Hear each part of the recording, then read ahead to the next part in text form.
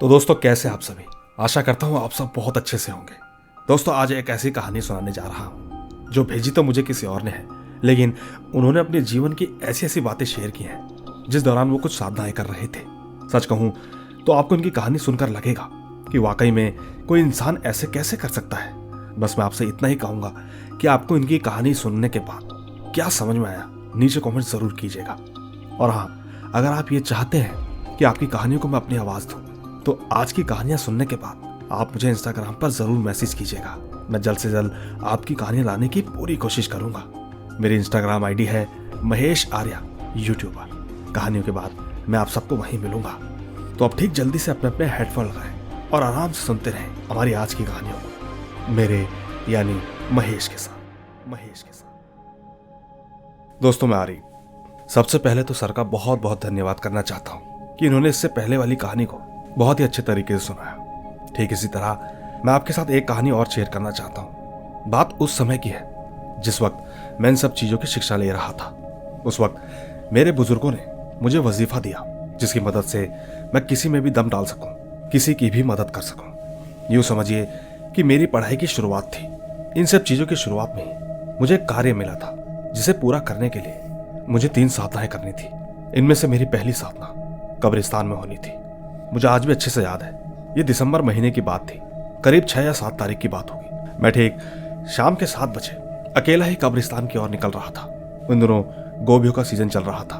कब्रिस्तान का रास्ता थोड़ा अजीब था। यूं समझिए एक पतली सी गली और उस गली के बाद अगल बगल में खेत ही खेत। उस वक्त धुंध और कोहरा इतना ज्यादा था कि ठीक से दिखाई भी नहीं दे रहा था। और तो और मुझे मेरे ही कदमों की आवाज साफ साफ सुनाई दे रही थी। खैर, जैसे तैसे चलते चलते मैं कब्रिस्तान की दीवार तक पहुंचा और मैंने वो दीवार पार की। कब्रिस्तान में उतरते ही सबसे पहले मैंने अपना हिसार लगाया। इसके बाद तुरंत मैंने अपनी पढ़ाई करना शुरू करी। यकीन कीजिएगा, पहला ही दिन था और पहले ही दिन मुझे इतनी गर्मी लगने लगी कि मैं आपको बता नहीं सकता। यूं समझिए एक तरह का मुझे पसीना भी आने लगा था। पर खैर, जैसे तैसे करके मैंने अपनी क्रिया पूरी करी और चुपचाप वहां से अपने वापस घर निकल गया। इसके ठीक अगले दिन दोबारा मैं कब्रिस्तान में पहुंचा। मैंने वहां पर अपना एक दायरा बनाया। उसे बनाने के बाद मैं जैसे ही बैठा तो मेरे अगल बगल के पेड़ हवा में से झूलने लगे कि जैसे कोई तूफान आया हो। दोस्तों, सबसे अजीब बात, हवा महसूस तो हो रही थी लेकिन सिर्फ दायरे के बाहर। दायरे के अंदर एकदम सुनसान और शांत।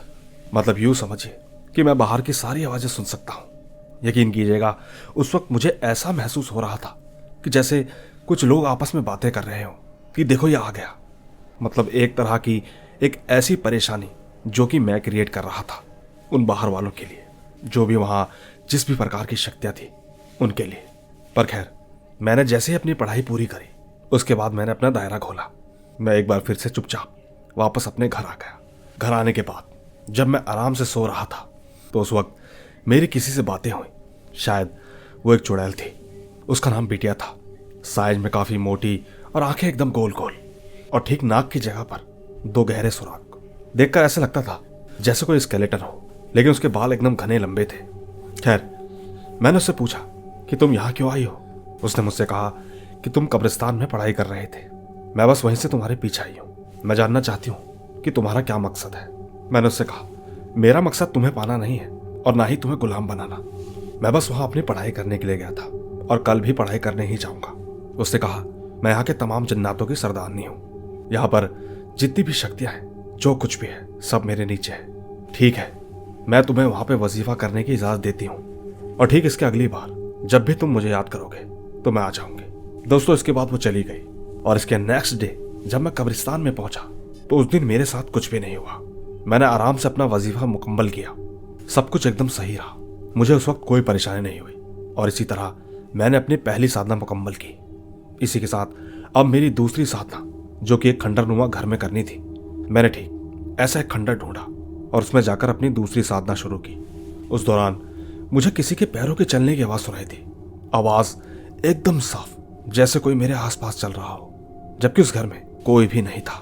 एक अजीब सी खुशबू अंदर फैली हुई थी जो कि मुझे पूरी तरह महसूस हो रही थी। उसकी गंध इतनी तेज थी कि मैं आपको बता नहीं सकता।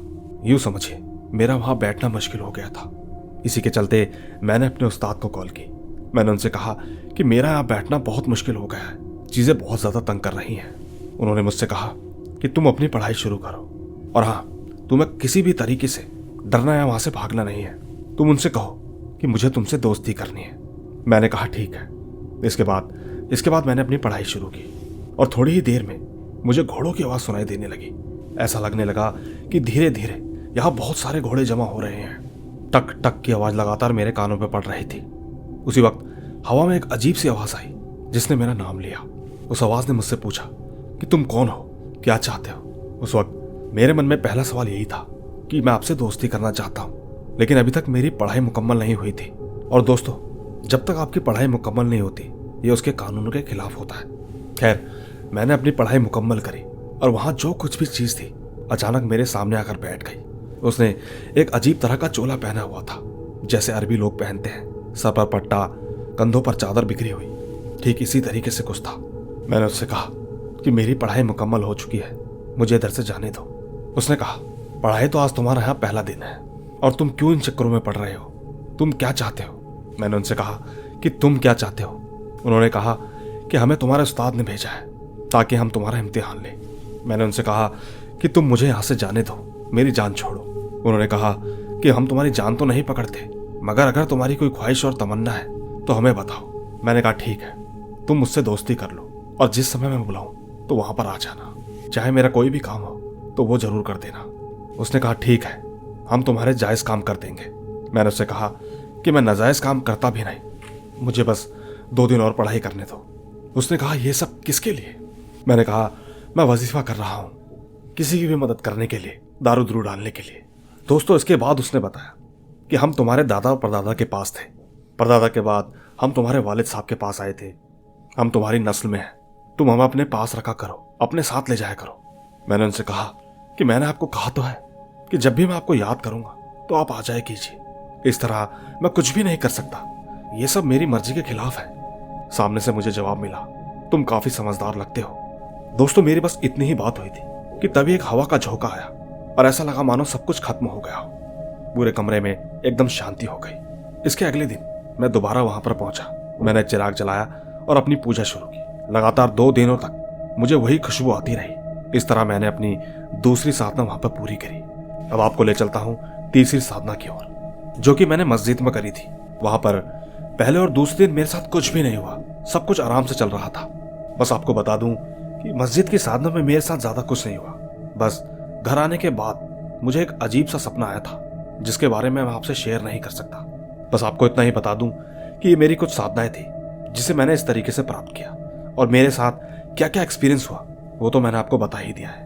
वाकई में कई मुसीबतें आती हैं, कई कठिनाइयों का सामना करना पड़ता है। कई लोग तो इन सबको आधे में ही छोड़कर चले जाते हैं। बस ये मेरी साधना का एक किस्सा था जो कि मैं आपको सुनाना चाहता था। उम्मीद है आपको ये जरूर पसंद आएगा। अगर आपका कोई भी सवाल हो तो नीचे कमेंट जरूर कीजिएगा, मैं आपको उसमें जवाब देने की पूरी कोशिश करूंगा। धन्यवाद। तो दोस्तों, देखा आपने, ये थी आरिफ की कहानी। अक्सर हम लोगों के मन में कई सवाल होते हैं कि कोई भी इंसान किसी को कैसे ठीक कर सकता है, आखिर उसके पास ऐसी क्या शक्तियां हैं। और दोस्तों, ये शक्तियां पाने के लिए ये जो भी क्रियाएं करते हैं उन्हें सुनकर ही बेहद डर लगता है।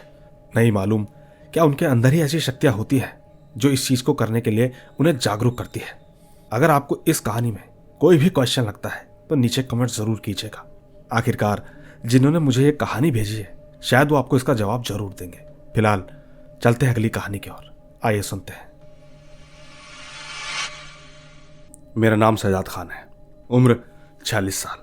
मैं अमरावती, महाराष्ट्र का रहने वाला हूं, और आप सभी को बता दूं कि मेरे साथ यह हकीकत में हुआ है। मैं कोई झूठी बातें नहीं बताऊंगा।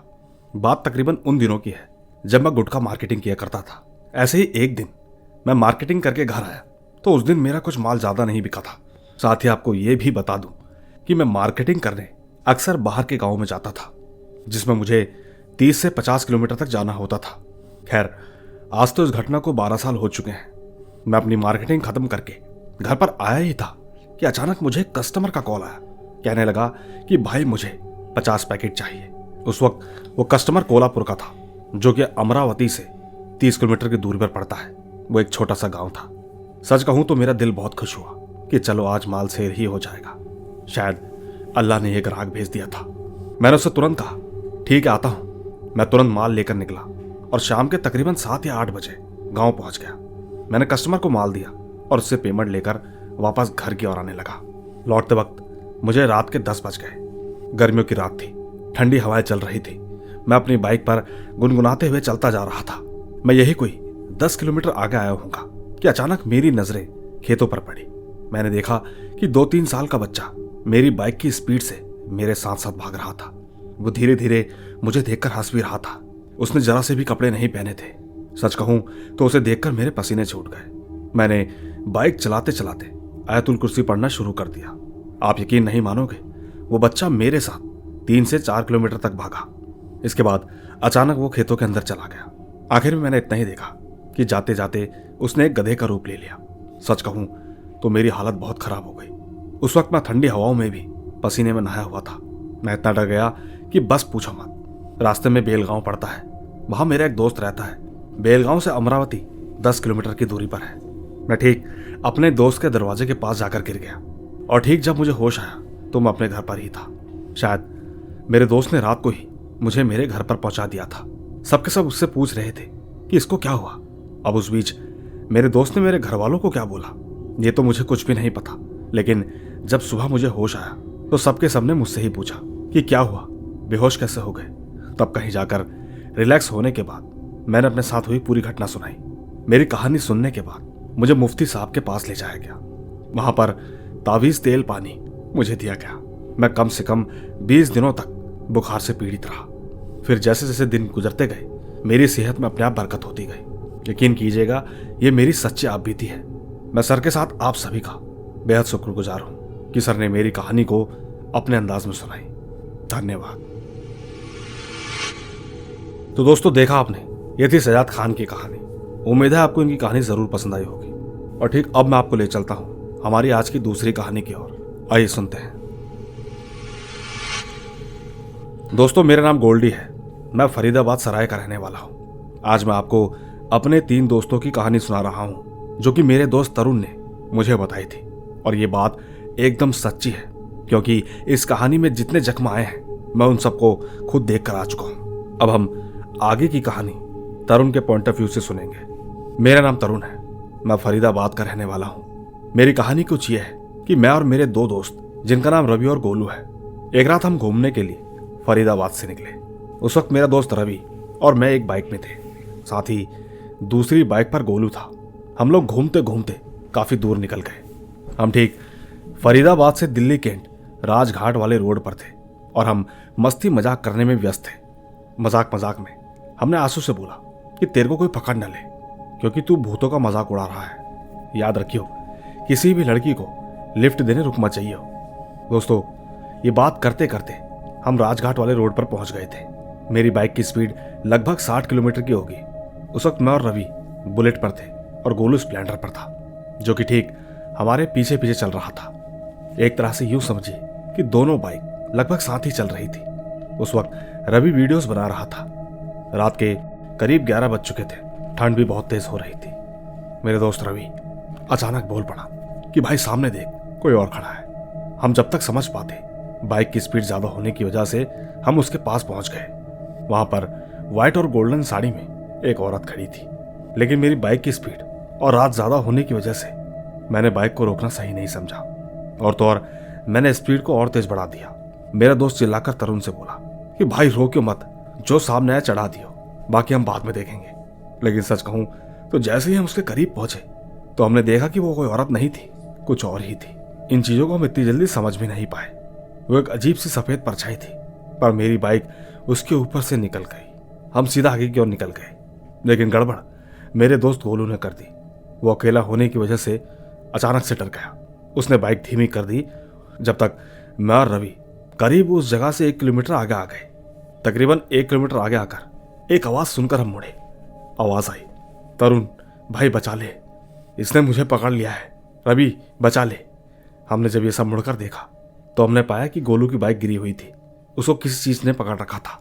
मैंने तुरंत बाइक मोड़ी और वापस आ गया। उस वक्त भी मेरी बाइक की स्पीड बहुत ज्यादा थी। मैं ठीक लगातार हॉर्न बजाते हुए और लाइट ब्लिंक करते हुए उसके पास पहुंचा। यकीन कीजिएगा दोस्तों, मैं जैसे ही अपने दोस्त के पास पहुंचा तो वो चीज वहां से भाग गई थी। मैंने जैसे ही अपने दोस्त को देखा तो उसके सीधे हाथ पर ऐसा लग रहा था जैसे किसी ने दांतों से मांस बाहर कर दिया हो। हाँ, एक बात और, मैंने ये भी नोटिस किया कि बहुत ज्यादा चोट होने के बाद भी उसकी चोट से खून नहीं आ रहा था। पर उसकी चोट को देखते हुए मैंने उसको रवि के साथ बाइक पर बैठा दिया और मैं ठीक उसकी बाइक लेकर चलने लगा।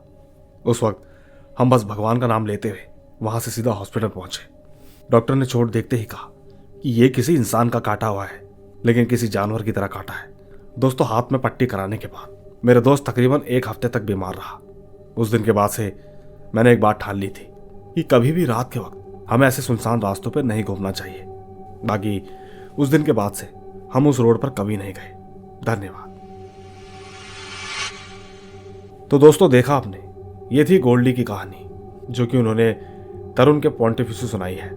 अब आपको इनकी कहानी में कितनी सच्चाई लगती है नीचे कमेंट जरूर कीजिएगा, क्योंकि अब मैं ले चलता हूं आपको हमारी आज की तीसरी कहानी की ओर। आइए सुनते हैं। दोस्तों, मेरा नाम रवि है और आज जो मैं आपको कहानी बताने जा रहा हूं वो एक सच्ची घटना पर आधारित है। एक बार की बात है, हमारे गांव में एक हनुमान जी का मंदिर है। उस मंदिर के पास भागवत हो रही थी। आज भागवत का तीसरा दिन था। तो ठीक मेरे 2 दोस्त जो कि मेरे साथ में थे, जहां भागवत हो रही थी उसके पीछे अमरूद का एक बड़ा सा बाग था।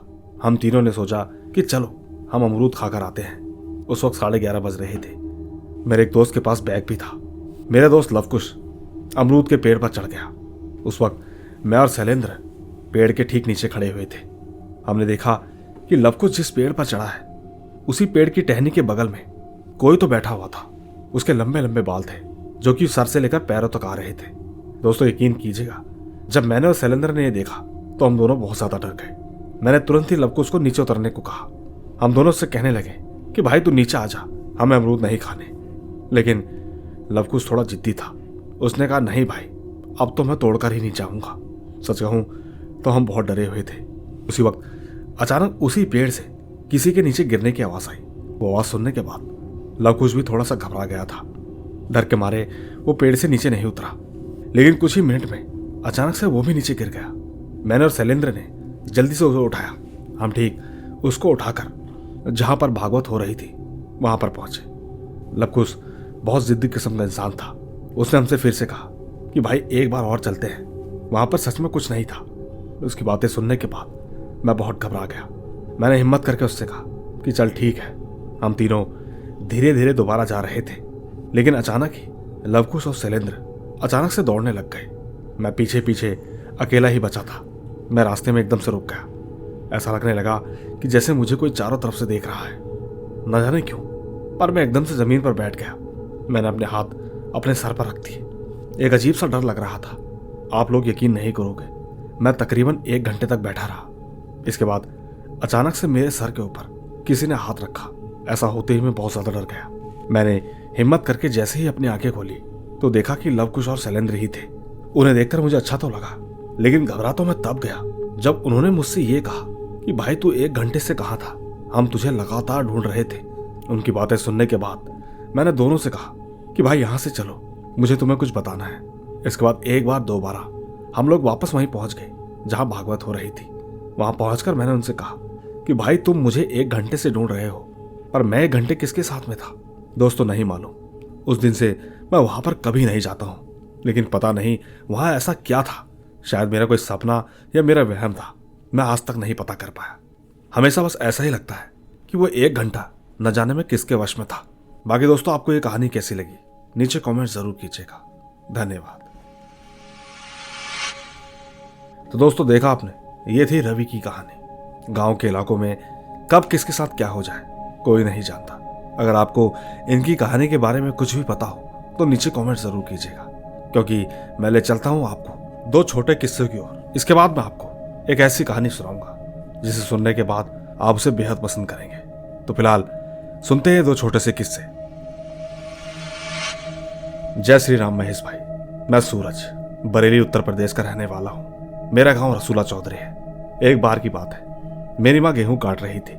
शाम को मैं लेट घर पहुंचा और वापसी में माँ को मैं साइकिल से लेने जा रहा था। मैं ठीक रास्ते में गौशाला तक पहुंचा कि तभी मुझे मेरे छोटे भाई की आवाज आई। वो मुझे बोल रहा था कि वापस आ जा। जिसके बाद मैं वापस उसके पास जा रहा था। उस वक्त वो मुझसे थोड़ी दूरी पर था। तब मैंने देखा कि वो मुझे देखकर हंसने लगा। मैंने तुरंत अपनी साइकिल के ब्रेक लगाए। उसकी हरकतें देखने के बाद मुझे बड़ा अजीब महसूस हुआ। मैंने साइकिल को एक और फेंका और अपने चाचा को बुलाने बहुत तेज भागा। मेरे चाचा पास में ही गेहूं काट रहे थे, पर न जाने क्यों वहां पहुंचने के बाद मेरी आवाज नहीं निकल रही थी।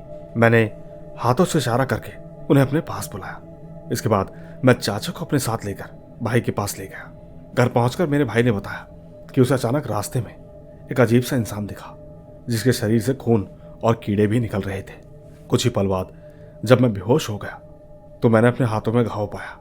दोस्तों, मेरे भाई की बात सुनने के बाद मैंने उसके हाथों में पट्टी बंधवाई। इतना करने के बाद मैंने उसे आराम से बिस्तर पर लेटा दिया और मैं माँ को लेने खेत में पहुंच गया। मैंने वहां पहुंचने के बाद माँ को ये सारी बातें बताई। वैसे अब मेरा भाई बिल्कुल सही है। गांव के लोग बताते हैं कि उस रास्ते में एक शैतान रहता है। हालांकि दोस्तों, वो शैतान मुझे तो नहीं दिखा, लेकिन जो कुछ भी मेरे छोटे भाई के साथ हुआ, क्यों हुआ, इसके बारे में अगर आप कुछ जानते हो तो नीचे कमेंट जरूर कीजिएगा। दोस्तों, इसी के साथ मैं आपको ले चलता हूं दूसरे किस्से की ओर। दोस्तों, मेरा नाम शिवांश मंडल है। मैं बिहार का रहने वाला हूं। मैं आपकी कहानियां हमेशा रात को सोते वक्त सुनता हूं, लेकिन एक छोटा सा किस्सा मैं आप सभी को बताना चाहता हूं। मेरी कहानी ऐसी है कि एक दिन मुझे मेरे दोस्त का फोन आया, जिसका नाम शिवांश है। उसने मुझसे कहा कि चल क्रिकेट खेलने चलते हैं। मैंने उससे कहा कि ठीक है, आ रहा हूं। माँ कहने लगी कि आज मत जा, लेकिन मैंने माँ की बात नहीं सुनी। मैं ठीक ग्राउंड पर पहुंचा और खेलते खेलते जब मेरी फील्डिंग की बारी आई तो मैं चुपचाप फील्डिंग करने लगा। उस वक्त मेरे बगल में बड़े बड़े से पेड़ थे। उस दिन न जाने ऐसा क्या था, जब जब मेरी तरफ बॉल आती तो न जाने क्यों बॉल बार बार मेरे हाथ से छूट जाती। मैं बार बार पेड़ों की तरफ देखने लगा। पता नहीं, मुझे अजीब सा डर लगने लगा। उसी बीच अचानक मेरे पास फिर से बॉल आई। वो बॉल सीधा मेरी नाक पर लगी। अचानक मेरी नाक से काफी खून बहने लगा। इसके बाद मैं सीधा हॉस्पिटल में अपने घर वालों से मिला। दोस्तों, आप सभी को बताना चाहूंगा कि मैं एक बहुत अच्छा ऑलराउंडर हूं। पता नहीं, पर उस ग्राउंड में जो बड़े बड़े पेड़ हैं वो काफी डरावने थे। लेकिन साथ ही आप सबको ये बताना चाहता हूं कि कई दिनों से मैं खेलने नहीं जा पा रहा हूं, मगर मुझे भरोसा है कि मैं जल्द ही ठीक हो जाऊंगा। मैं हर रोज बस एक ही बात सोचता हूं कि काश मैं उस दिन माँ की बात मान लेता तो शायद मेरे साथ एक खौफनाक घटना ना होती। धन्यवाद। आइए दोस्तों, ले चलता हूं आपको अगली कहानी की ओर। दोस्तों, मेरा नाम खुशी है और मैं आपको अपने दादाजी की कहानी सुनाना चाहती हूँ। चलिए कहानी पर आते हैं। दोस्तों, दरअसल मेरे दादाजी अक्सर भजन करने जाते थे। एक रात वो भजन करके वापस लौट रहे थे। आपको बता दूं कि हमारी घर से कुछ दूरी पर एक जंगल है। दादाजी उसी जंगल से होते हुए आ रहे थे। चलते वक्त रास्ते में उन्हें पीछे से आवाज आई, इधर आओ। पहले तो दादाजी ने पीछे मुड़ने के बारे में नहीं सोचा, लेकिन जब उन्होंने पीछे मुड़कर देख ही लिया तो पाया कि पीछे बहुत सारे आदमी खड़े थे। वो अपने हाथ का इशारा करके उन्हें अपने पास बुलाने की कोशिश कर रहे थे, पर दादाजी उन्हें देखकर समझ गए थे कि ये कोई इंसान तो नहीं हो सकते। वो उस वक्त उनसे डरे नहीं। मेरे दादाजी के पास हमारे पीर बाबा की राख रहती थी। उन्होंने उस राख से अपने चारों ओर एक घेरा बनाया और हाथ जोड़कर खड़े हो गए। वो मन ही मन पीर बाबा का नाम लेने लगे। उसी वक्त अचानक वहां पर कोई रोशनी प्रकट हुई। दादाजी ने उस रोशनी में देखा कि सफेद घोड़े पर कोई बैठकर उनकी ओर आ रहा था। और तो और जब उन्होंने अपनी छड़ी घुमाई तो वहां जितने सारे लोग थे वो सब धीरे धीरे गायब हो गए। वो बाबा दादाजी के पास आए और उनसे कहने लगे कि मेरे लिए बीड़ी लेकर आओ। दादाजी जैसे ही अपने बैग में बीड़ी ढूंढ रहे थे और ठीक बीड़ी निकालने के बाद वो जैसे ही पलटे तो उन्होंने पाया कि वहां पर कोई भी नहीं था। दादाजी ने तुरंत ही बाबा जहां खड़े थे उस जमीन पर हाथ रखकर उनका धन्यवाद किया और चुपचाप घर आ गए। मानती हूं ये कहानी थोड़ी आपको अजीब लगेगी, लेकिन दोस्तों, कुछ शक्ति ऐसी होती है जो किसी भी तरीके से आपकी मदद कर दे। आप दूसरों को यकीन दिलाने के लिए बस कहानी सुना सकते हैं। इसी तरह एक किस्सा मेरी और मेरी बहन के साथ हुआ था। बात उन दिनों की है जब मैं 15 और मेरी दीदी 18 साल की थी। एक रात की बात थी। हमारा पूरा परिवार सो रहा था। तभी रात को 3 बजे मेरी दीदी की नींद खुली। दरअसल उन्हें वॉशरूम जाना था। दीदी ने तुरंत मुझे उठाया और कहने लगी कि हट, मुझे वॉशरूम जाना है। दीदी के साथ मैं भी उठ गई। हमने माँ को बताया और हम दोनों बाहर आ गए। दोस्तों, हमारा घर का वॉशरूम हमारे घर के बाहर ही था। मैं भागकर जल्दी से वॉशरूम करके आ गई और वॉशरूम के बाहर ही बैठ गई। तब तक दीदी अंदर ही थी और ठीक जब दीदी बाहर आई तो उन्होंने मुझसे कहा कि देख वो ऊपर क्या है। मैंने जैसे ही ऊपर की ओर देखा तो मैं तो देखती ही रह गई। वहां पर हमने एक परछाई को देखा जिसकी सफेद आंखें थी। यकीन कीजिएगा, मैं और मेरी दीदी उसे देखकर बहुत डर गए। हमने तुरंत ही एक दूसरे का हाथ पकड़ा और भागकर सीधा रूम पर पहुंच गए। दीदी इतनी घबराई हुई थी कि उन्होंने तुरंत ही माँ को उठाकर सब कुछ बता दिया, लेकिन माता पिता ने हमारा विश्वास नहीं किया। पर एक बात थी, कम से कम उन्होंने ये तो कहा कि अच्छा हमें भी दिखाओ। बाहर आकर जब उन्होंने ऊपर की ओर देखा तो वहां पर कोई भी नहीं था। पर दोस्तों समझ में नहीं आया कि जिस चीज को हमने साफ साफ देखा वो इतनी जल्दी कहाँ गायब हो गई। पिताजी ने हमसे कहा कि वो कोई बंदर होगा, चलो अंदर जाकर चुपचाप सो जाओ। लेकिन दोस्तों हमें यकीन नहीं था कोई इंसान जैसी दिखने वाली चीज अचानक से गायब कैसे हो सकती है। हालांकि ये मेरा और मेरी दीदी का छोटा सा किस्सा है, लेकिन आप सभी से निवेदन है कि प्लीज कमेंट करके जरूर बताइएगा कि ये सब क्या था। बाकी मैं सर को थैंक यू कहना चाहती हूँ कि उन्होंने मेरी इस कहानी को आप सभी तक पहुंचाया। धन्यवाद। कई बार इंसान को वहम भी हो जाता है, ये खासकर तब होता है जब इंसान नींद में होता है। ऐसे ही एक बार मेरे साथ भी हुआ था। मैंने सुबह 4 बजे जब अपने रूम का दरवाजा खोला तो रूम के बगल में हमने एक पेड़ लगा रखा है। उस वक्त नींद में मुझे एकदम से ऐसा लगा जैसे कोई इंसान खड़ा हो। मतलब यूं समझिए, कई बार ऐसा वहम होता है जो दिखने में पूरी इंसान की आकृति होती है, मगर कुछ ही पलों में सब कुछ साफ हो जाता है। हाँ, पर डर बहुत लगता है। ठीक इसी तरह इससे पहली वाली कहानी में मैंने हाकनी की स्टोरी सुनाई थी, तो ठीक जिन्होंने मुझे स्टोरी भेजी थी उन्होंने मुझे अपने बारे में कुछ और भी बताया है। आइए सुनते हैं।